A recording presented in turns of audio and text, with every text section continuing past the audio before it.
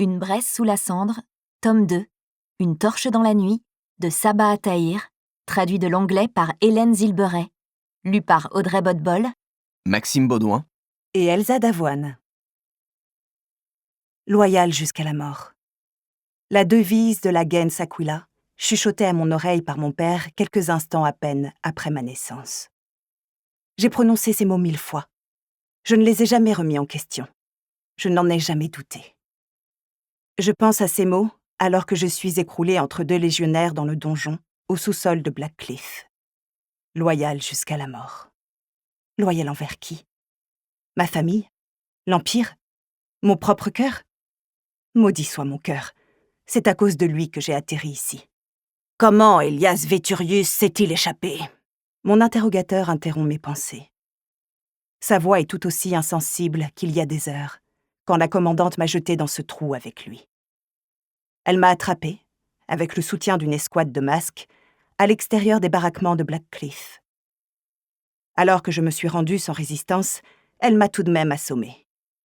Et j'ignore comment, mais, entre ce moment et maintenant, elle m'a retiré la chemise argentée que les augures, les hommes sacrés de l'Empire, m'ont donnée. Une chemise qui, fondue à ma peau, me rendait presque invincible. Je devrais sans doute être surprise qu'elle ait réussi à me l'enlever. Or, je ne le suis pas. Contrairement au reste de ce fichu empire, je n'ai jamais fait l'erreur de la sous-estimer. Comment s'est-il échappé? Je réprime un soupir. J'ai déjà répondu à cette question 100 fois. Je ne sais pas. Une seconde, j'allais lui couper la tête, et la suivante, mes oreilles sifflaient. Quand j'ai regardé l'estrade, il avait disparu. L'interrogateur fait un signe de tête aux 2 légionnaires qui me tiennent. Je m'arme de courage. Ne leur dis rien, quoi qu'il arrive. Quand Elias s'est échappé, j'ai promis de le couvrir une dernière fois. Si l'Empire apprenait qu'il s'est enfui par les tunnels, qu'il voyage avec une érudite, ou qu'il m'a donné son masque, les soldats retrouveraient sa piste plus facilement. Il ne quitterait jamais la ville vivant.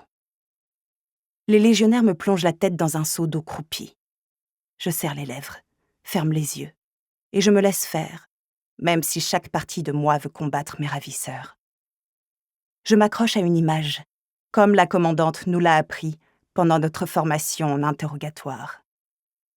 Elias s'échappant, souriant dans un pays lointain inondé de soleil, ayant enfin trouvé la liberté qu'il a si longtemps cherchée. Mes poumons luttent, et ça me brûle.